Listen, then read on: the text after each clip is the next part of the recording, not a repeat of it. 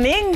It's so good to be back. I'm sure you're well wherever you are. I'm also fine. We are good here in studio, and we are here to pick up the conversation where we left it at last week. Each and every Tuesday, what we do here on Daybreak, we help you have a better social life, your relationship, your marriage, your life in terms of parenting, everything that will help you become a better person in your social space. That's what we discuss, and it's so good that you create time each and every Tuesday to join us for the very important conversations that we usually have every week. And today we want to talk about co-parenting, and this is coming in the context of those who, due to unavoidable circumstances, have to part ways. You have your partner or your husband or your wife, you've been together, you have children, and then for one reason or the other, you have to go separate ways. So how do you go about parenting your children? What are the do's? What are the don'ts?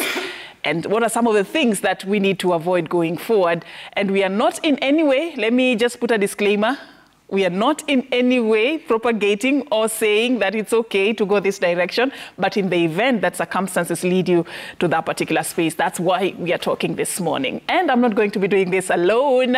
In studio, I have a panel of two very balanced, a lady and a gentleman. Yeah, always good to have you. Good to be back. You look all nice and good. Thank you. How are you doing? I'm good. Yeah. Yourself? Very well. Mm-hmm.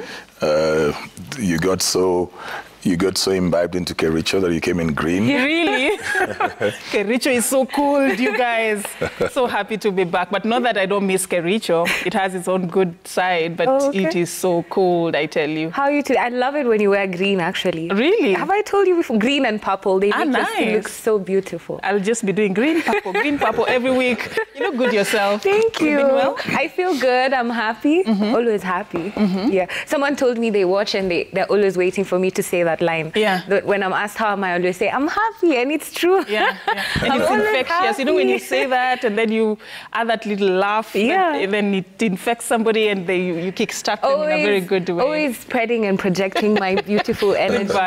Good to have you. So today we're talking about co-parenting, and I'll start with you, CJ. I just want us to demystify the myths and explain what co-parenting is. You know, you may think we know. You may think it's basic, but it's not. Let's talk about what co-parenting is from where you sit. From where I said it's two people who have sired a child or children, and they're not, for one reason or the other, able to be in the relationship. And so they both have to play roles of raising the child. So it means that the child does not have the benefit of both parents living with them at the same time and raising them. But then they're supposed to have a relationship with both of them still. It could be that one of the parents has gone ahead and developed another or started another relationship, or probably both of them. But then because they're the biological parents of these children, they still feel that they have stakes, and they would be glad to participate in the lives of these children.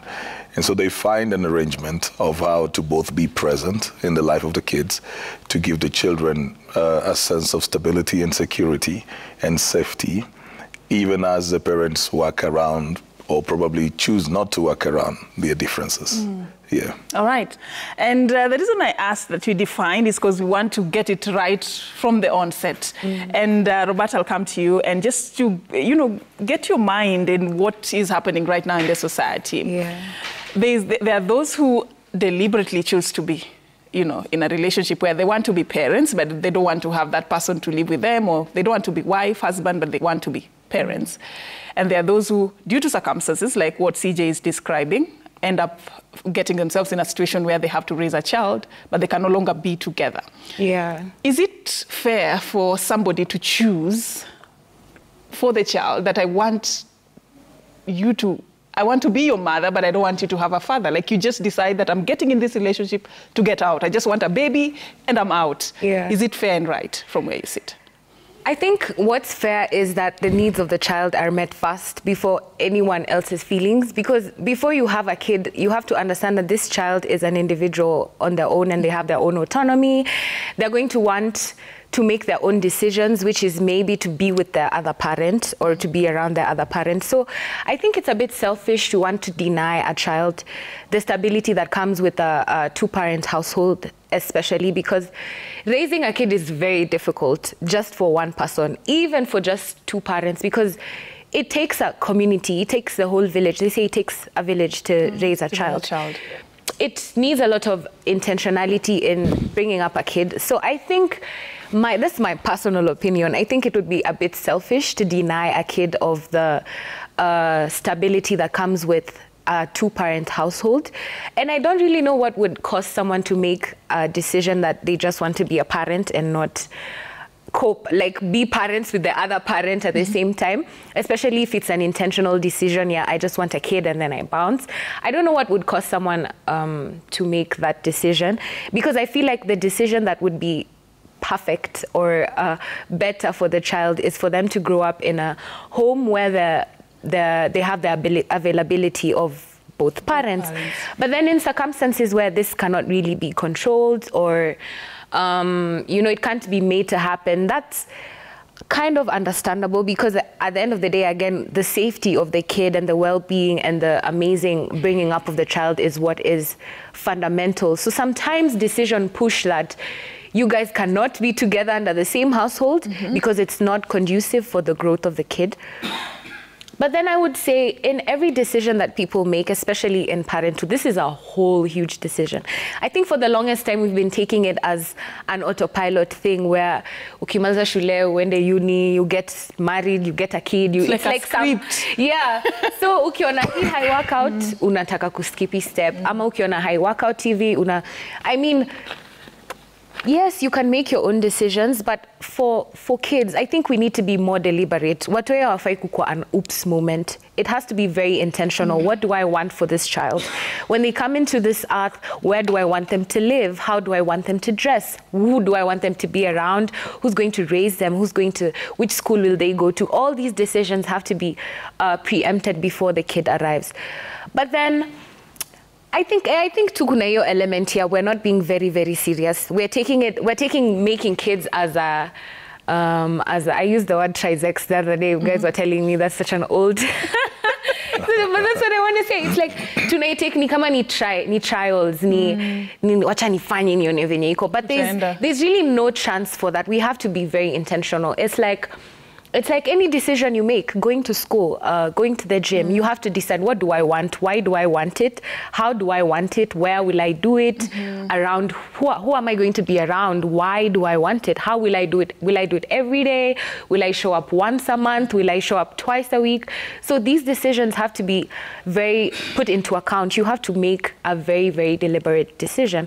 So I think that with the knowledge we have now and the education we have now, whatever decision you find is valid and works for you, cool. But for people who want to be parents, I think it's better they put the well-being of the kids first before their own personal feelings or whatever they want for themselves. Right.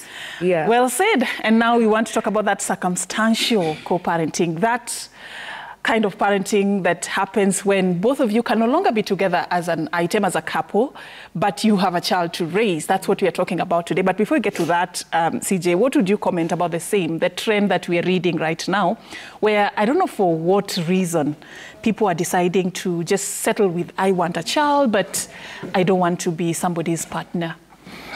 I think a lot of those decisions are driven by fear. The fear of not knowing how one would be in the space of marriage, the fear of losing their own, what they would think is independence. So they would rather have a child, but then have their life going the way they want it. So they don't want somebody else, because the thought is when you are connected to somebody, then they take away your freedom. So for some people, they want to have the child and still have this freedom. They can go wherever they want, make their decisions, do whatever they want. And part of that also comes from the fact that today, when ladies have their money, it's not like when their mothers were being taken care of by their men. For those who are. When they have their money, then the question is, what value does this person bring in? If they are thinking traditionally, they'd be thinking the only value that this person would add probably is provision. And if I can take care of myself, then I don't need him. So it could also be disillusionment, that they're not seeing any value that is being brought in. They do not know what role a man would play coming into their lives. It's not that there are no men who can play the roles of husbands and leaders, but probably they haven't seen that. So because of that, their view is just that, well, if all he's going to bring in is the money, and I'm making my own money, and then when he comes in, he's going to put demands on me, then I would rather just have the child and live life the way I want. But is it fair and right from your perspective? Well, it is not to the child. Yeah. It is not. Yeah. But then you've got to also understand where they're coming from. All right. Some of them are also leaving their traumas of things that they saw in their families. Yeah. And so they've not had a perspective of marriage that is good for them.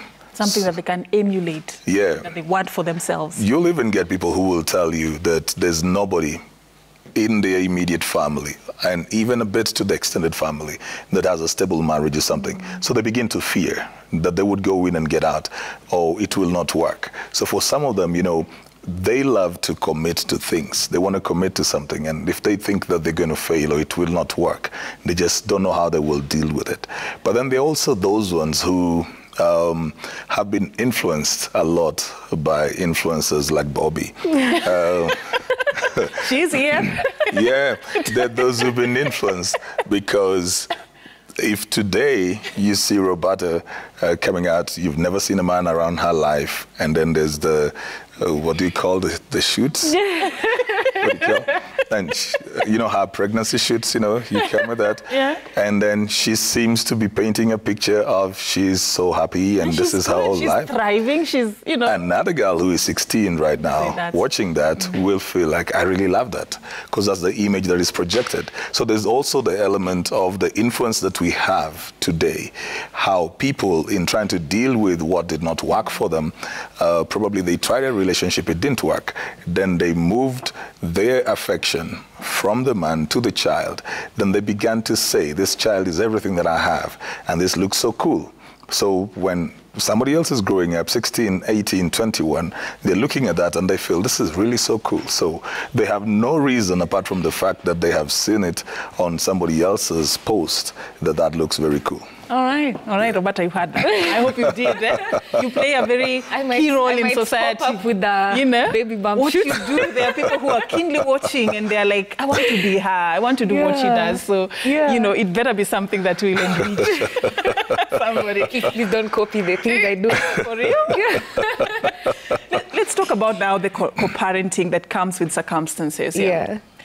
And, you know, Roberta, there's that common phrase we've had that I'm in it for the children, I'm staying because of the children, I'm just navumilia kwa sababu ya watoto. We've had this for so many times. Yeah. Talk to us about from where you sit, at what level would you say that it's okay to just say, let's go our separate ways, even if the children are involved? This is the point where we say that it's okay to go our separate ways from your perspective. You know, the funny thing is, the whole time, one of the parents, mostly it's the one who's being abused, who says, I'll stay for the kids. When that is happening, sides of the kids are normally saying, I wish mneza tu achana, but because nobody is going to take what the kids want. But the kids can see. Kids are not dumb. They can see. They can see when mommy is not okay. They can see when daddy is not fine. They can see when the situation is not good it's not conducive for them to stay with each other. And that's where I think you need to leave. When you start feeling like you're not unhappy and you've tried to solve everything and it's not working out, I think it's just better to cut your losses and leave. And someone might say, but he pays the bills, but who's gonna take care of the kids? But I promise you, your kids being healthier mentally and having better behavioral patterns is way, way much more better than them staying in a space that's financially secure. And it might not look like it in the moment, because the first thing you're thinking is, actually where it normally comes from is, what will other people say? They need the parents normally need the family to be seen as this one unit where everything is fine. Na saizo vitu are breaking down inside. So it's usually, the fear is usually coming from, what will people say? We need to stick together. It's never from, what's good for the kids? What do the kids need? How do the kids feel when we're shouting at each other every day in front of them? How do the kids feel when I'm always crying, when they see me crying? Nobody ever thinks, what about the kids? How are the kids feeling? What do the kids need in this moment? And that's why we need to shift the conversation. So it's not just about our individual emotions as parents. It has to be with how you show up. And you can never show up from nothing. You can never pour from an empty cup. If yourself, you're not able to be okay emotionally, physically, if you cannot show up even mentally, you can never be okay for your kids. And they can never have a present parent who's consistently sad, consistently annoyed, consistently frustrated. It just can't happen. It has to start from you, the parent. You have to make sure that you're fine so that you're able to raise kids who have better behavioral patterns, who have amazing communication skills, kids who are able to be very present mentally, kids who listen, kids who are kind. If you're consistently angry and shouting in the home, this is what they pick up and this is what they project onto all the other relationships. You go to school, your kid is in detention or timeout for beating other kids or for being very loud. Where are they learning these things? And you know, we keep blaming TV, social media, where they pick these things up. But I promise you, when a kid sees that these things are okay and accepted in the home, it's very difficult to try and explain to them that it's not good to hit your friend. If my mom does it to daddy at home, I see mom hitting daddy at home, meaning it's a very acceptable thing to do. So you can't really explain to them. That's why you have to learn within the home. That's why the home has to be very, very conducive. So I'd say the best moment to leave is when you've tried your best and it's just not working out. Cut your losses. It's fine, it's painful, and it's very, very difficult. And believe me, when I say these things, I know it's not 1, 2, today I go home and pack my things and I leave. I know it's not that easy. But the more you work on your self-esteem and your confidence, the more you trust yourself, you know, jumping off the cliff might be the most dangerous thing you're going to do, but it also might be the thing that saves you. It might be the one chance that you have to make a better situation for your children. Right. Well said. And Bata just said detention and timeout. That's the kind of school she went. You should have attended my Viboko, story ya detention ni wewe. Anyway. Went to school and then is preached.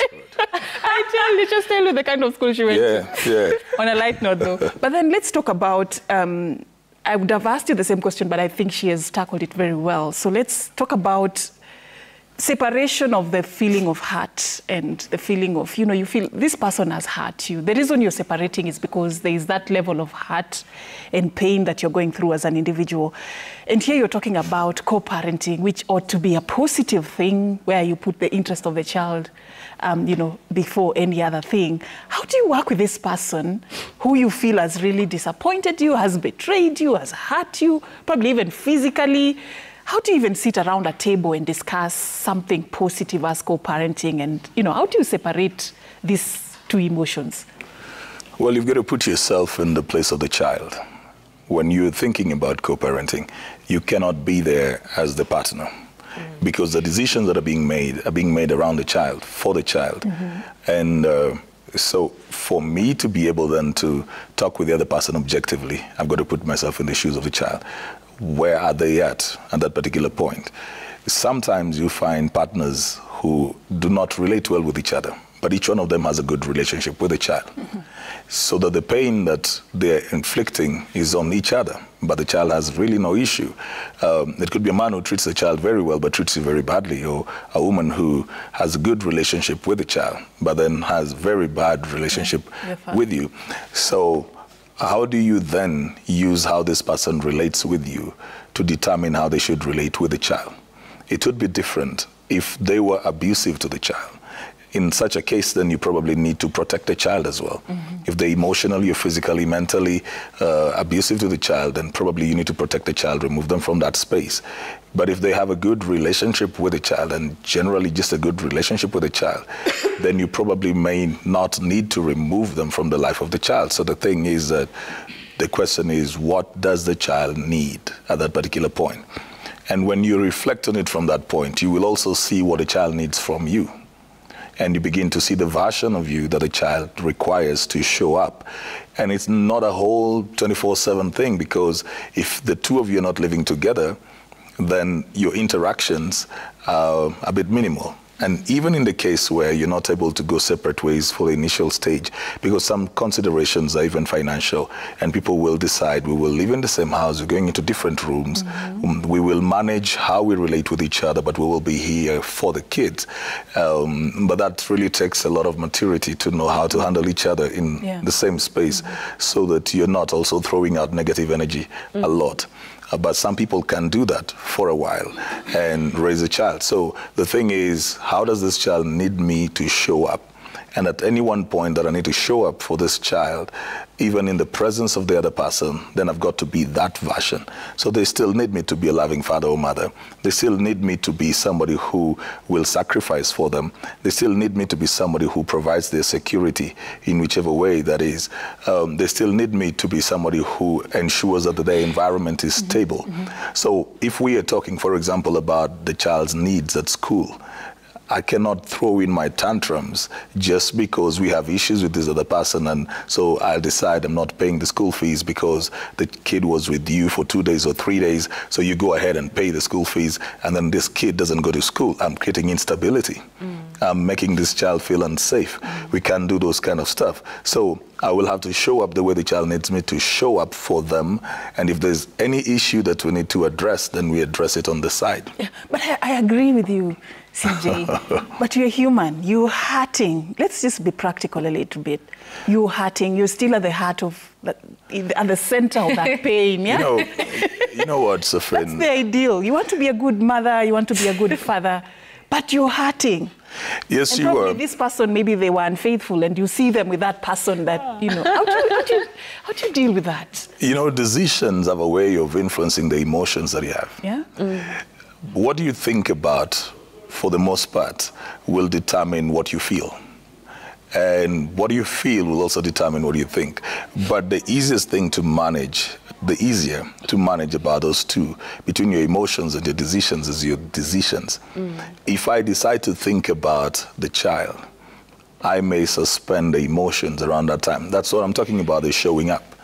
Like, how am I supposed to show up? It doesn't mean that you don't have those feelings of heart pain and anger, but then what does the child require of you then?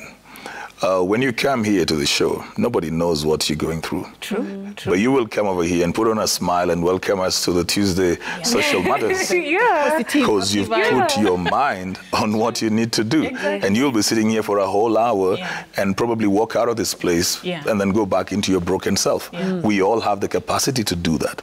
And that's what we need to do. We need to know where to vent and ventilate, and then where to show up. Because again, it's impossible to say that you'll show up the whole time, because that is what some people did, and then they had a meltdown.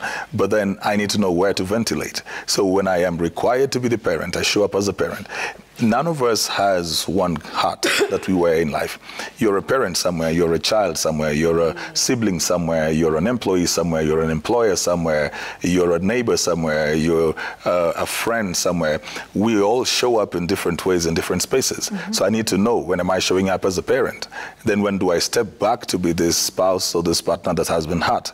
So if I am this partner who has been hurt, then where do I ventilate? So I look for help in that area. But to victimize the child, or to put it on the child that I'm hurting, therefore I cannot be there for you, would be very unfair. It's very unfair. But I have a feeling that it has to start with you. You are a very strong advocate of self and self-care and self-love. And this question goes to you. How do you deal with yourself in that space? How do you heal? Because they say that hurting people hurt. People who are hurting actually hurt others. If you're not careful, you may just vent that negative energy to somebody else.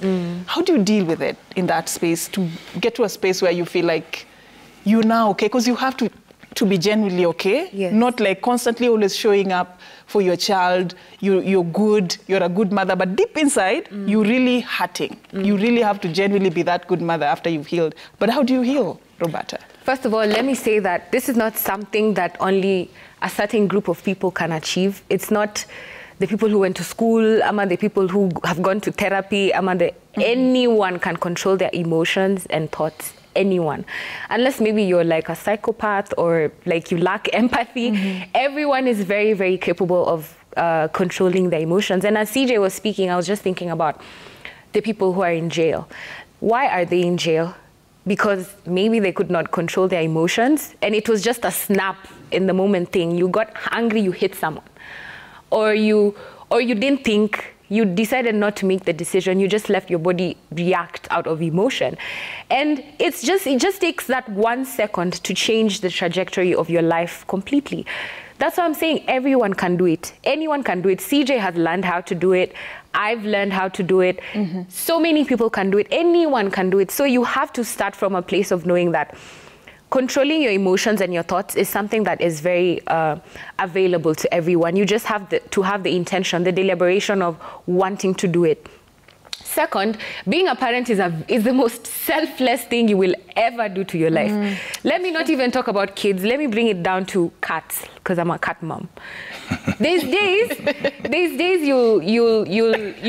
it's just an example. Cat but mom. Which is a good example. Which one is that? Can understand what I mean. Or pets. Like, I'm just trying to show you the kind of selflessness you have on such a basic level, so that we understand by the time you're creating a human being, it's supposed to be times 100,000, times 1 million. There's times unaweza fika mtaa, hauna food, we mwenye hujadishi, uko tu na skuma kwa nyumba ama ugali, na unatamani nyama, but your cat has not eaten. You'll think like, what do I do? But if you're a real pet parent, and you've probably done this before, you'll end up buying food for the cat Fast. and then you'll eat your skuma yako bila nyama. It's not being selfish. It's not that you. Yes, it's an act of selflessness. It's because you want to. It's not because you have to or you must or you have options to do other things. But what do? You decide to put this thing before you that you care so much about. And with kids, it's even much, much more than that. When you have kids, it just removes your patia. Kukwa selfish towards yourself, it kind of starts to disintegrate. You have to think of other people before yourself. And that's just how it is. And for you to show up for your kid, you have to know that you being okay is part of it. Yeah. You being full, you being happy, you being loving, it has to start from you. So, ukiwa kwa hiyo situation yenye you're still hurting, I know it doesn't look practical to just pretend everything is okay. That's why you can't fake. You have to do the work. There is no kulengana na kujifanya ati we can do this, well, we're not okay. It can't happen. You have to deal with the pain and the emotions. And even something that really, really assists is your kid has to see you two treating each other well. They have to see mommy being loved by daddy, even if we're not together. They have to see the small acts of kindness, the small acts of selflessness. They have to see daddy doing something for mommy, daddy being kind to mommy. They have to see that consistently. They have to see that mom doesn't shout at dad.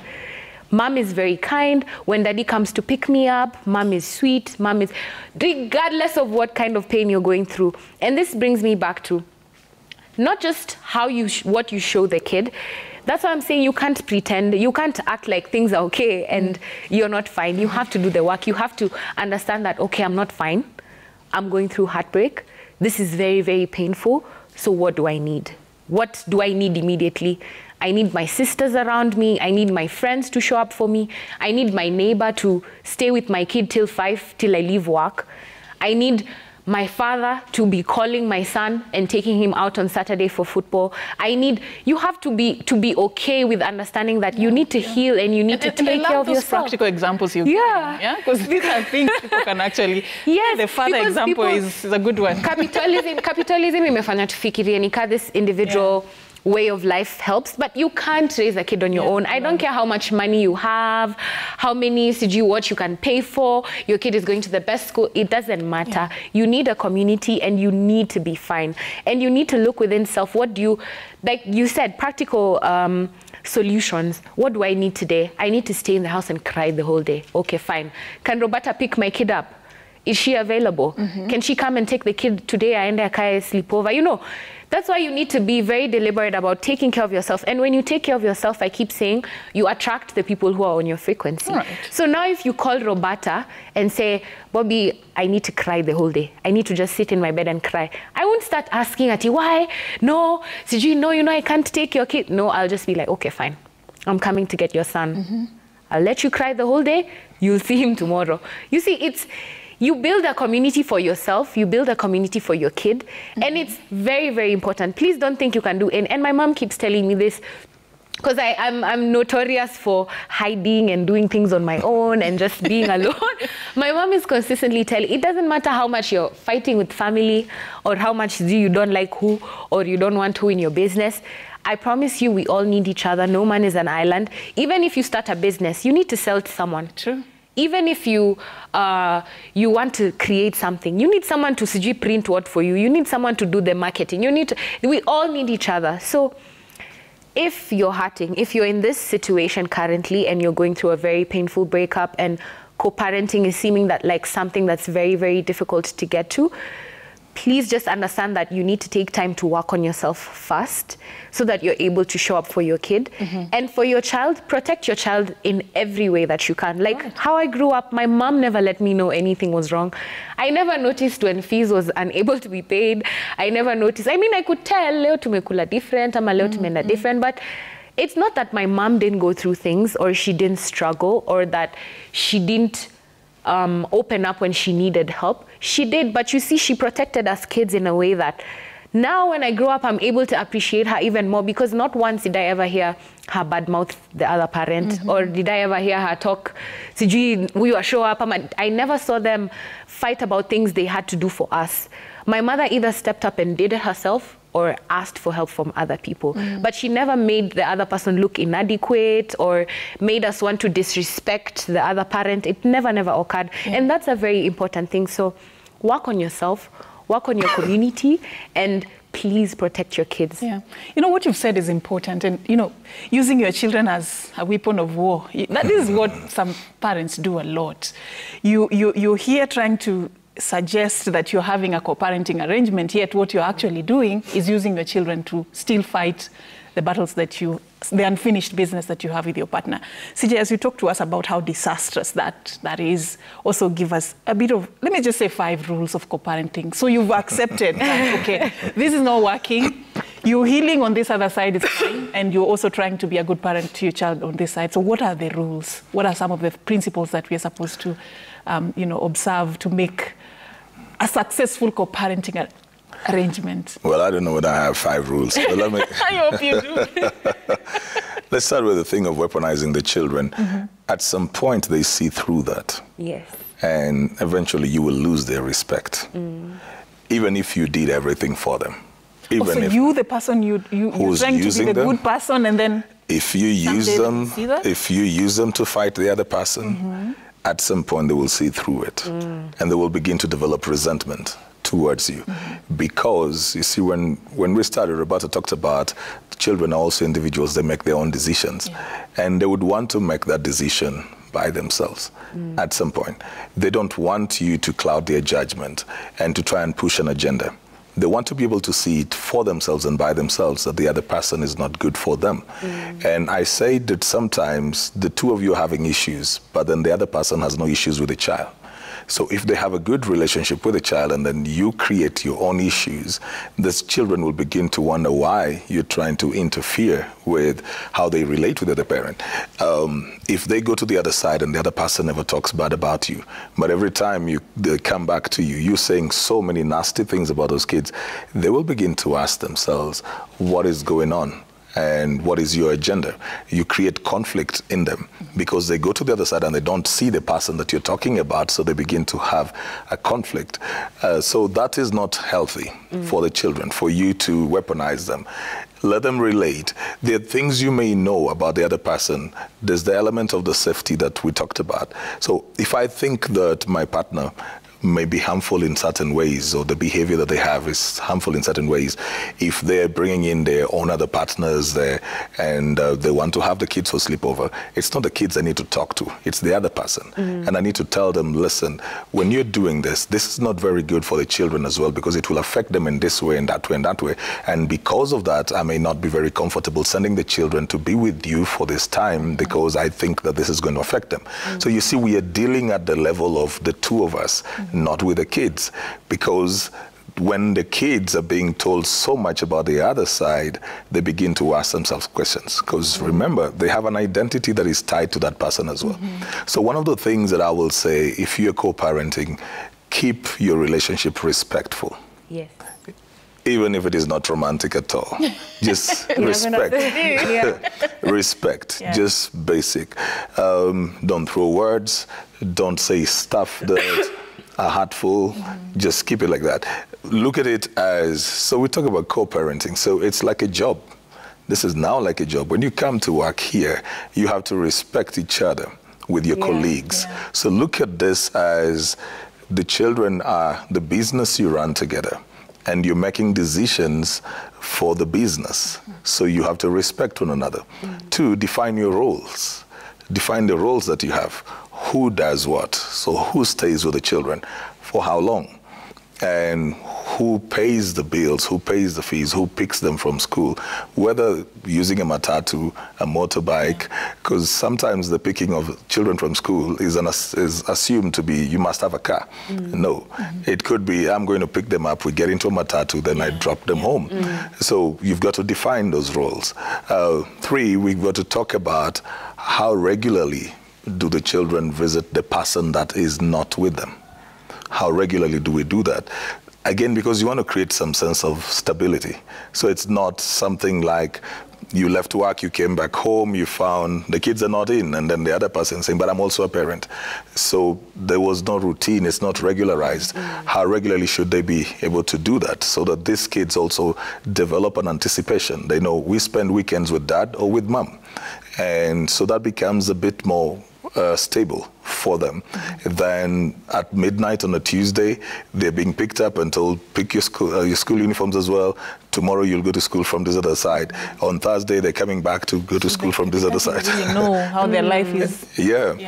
And then the other thing is that you've got to give these children the respect enough for them to know that you're working things out in your own way. Yes. They need to know that. Because part of the conflict is they'll be asking themselves, is dad and mom going to get back together? Will they ever get back together? And some will even try to play some games to fix you up. They want that. Together back. So they need to have a feel that things are being worked out, so that even if things never work out, they will know that these things, you tried to get there. But I also feel that, and especially in the generation we live in, we shouldn't assume that we cannot talk with the kids that things are not fine, so that they're not picking up things from elsewhere. When we were growing up, all those things were very hushed up. So it is somewhere, you might hear it somewhere very far from an uncle or an aunt that, you know, your parents are not okay. People would hear from very far that that person that you're living with, that's not really your father. There'll be this aunt who comes in who can't keep secrets and will be telling somebody, you know. Then kids begin to have an identity crisis because they have known this to be the norm, and then it's very different. Or you'd be informed during a fight. Somebody would shout at you and tell you, you're not even, you know, that's when you realize, so I don't belong here. So I think that conversations need to be had around it, and the children also need to be given space to ventilate, whether they need to ask somebody or come back to the parents and ask them what is happening, because they also want to understand and get to know how things are going.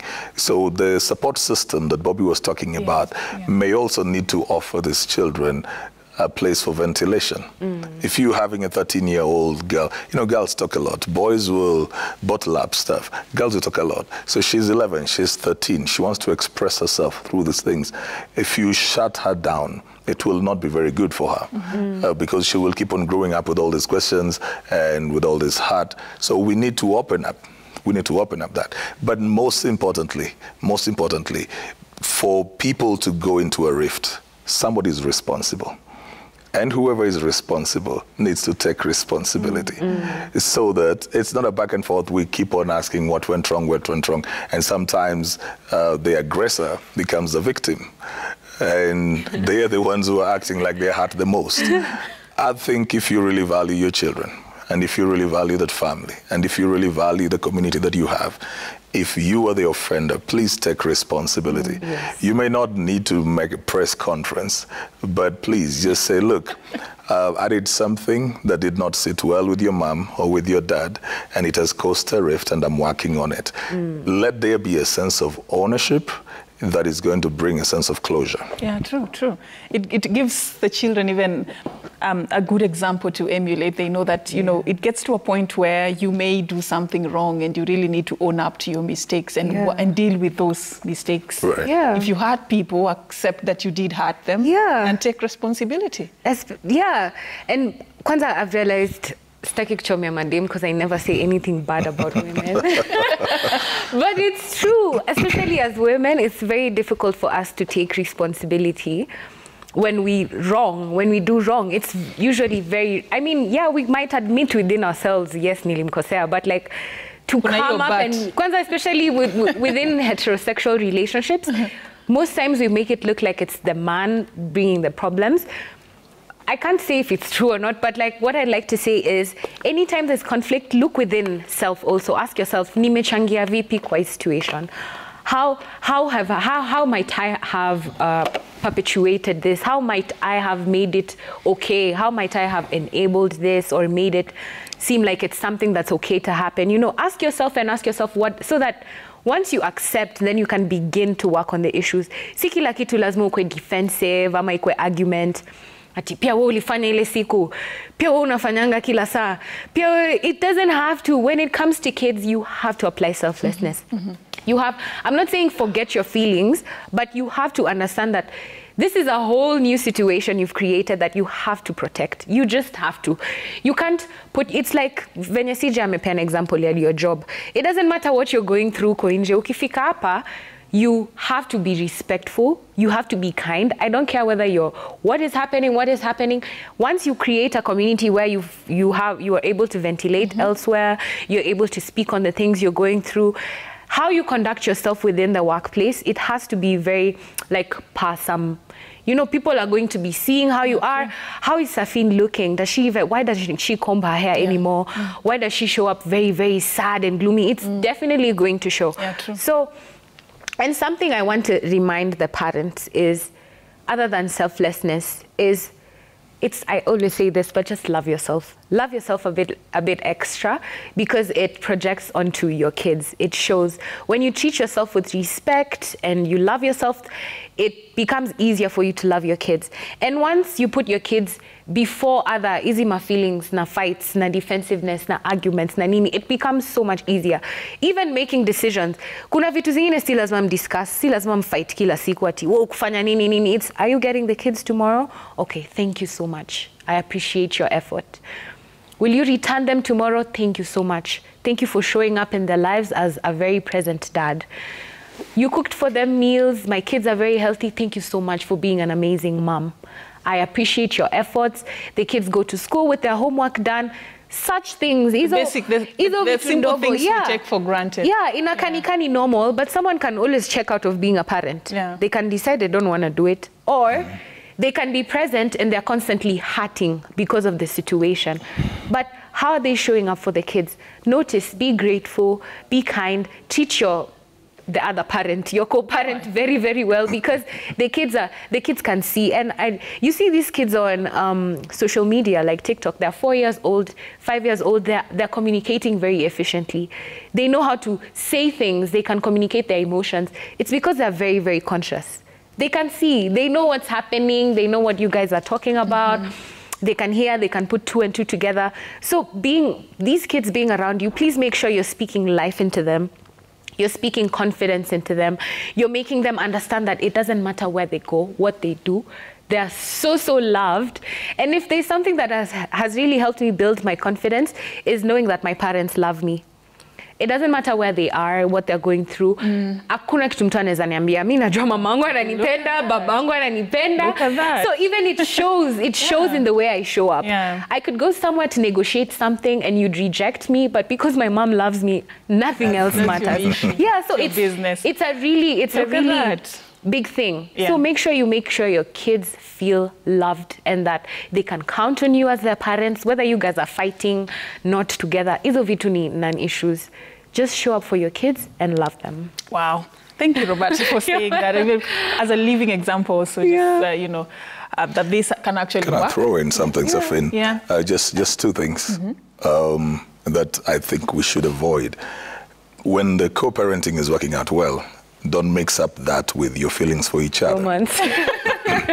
So that you begin thinking you allow that... it a little bit? See, you've got to be very sober. You've got to be very sober. Because sometimes people sabotage the process like that, where because they've begun to have the flow around parenting, they think that they're good enough for each other. But maybe their issues may have nothing to do with parenting. It may just be personal issues. So don't get that mixed up. Yes. If you need to get back together, please talk your other issues, but don't assume that the flow is very good. So now today the kids are coming here for a sleepover, then you decide, why don't you spend over? And then you start escalating issues again. All the hurt and pain that you were healing just explodes. The second thing I was going to say about that is, if you are going to move on, be careful about whom you move on with, that they will not be disrespectful to the other parent, so that they do not bring in drama to hurt the children that you have. So if you're going to move on, let the other person know that you're co-parenting, and that you respect the other person, the other parent, even though you're not together, and your kids need to have that person in their space. And so if they're coming in, they're not coming in here to do damage, to be fighting the other person, to be disrespecting them. If that is the kind of person that they are, they will raise for you a lot of complications. True. And you remind me, we've talked about this, what you've just mentioned before on this show, the boundaries in case you're moving on and you're co-parenting, how far is too far and what needs to be done. It's on YouTube somewhere in case you're interested. But as we wind up, at what point do you decide that it's not good for your child to be in the life of your partner? Because just like we always say, just because you had a child with someone doesn't make you an automatic father. You know, you have to earn that title. So is it automatic that you have a right to be in the life of that child regardless? No. If they are hurtful to the child, and they could be hurtful in so many ways, they could be hurtful through rejection. A child could be coming to a parent who does not want to connect or be emotionally present there.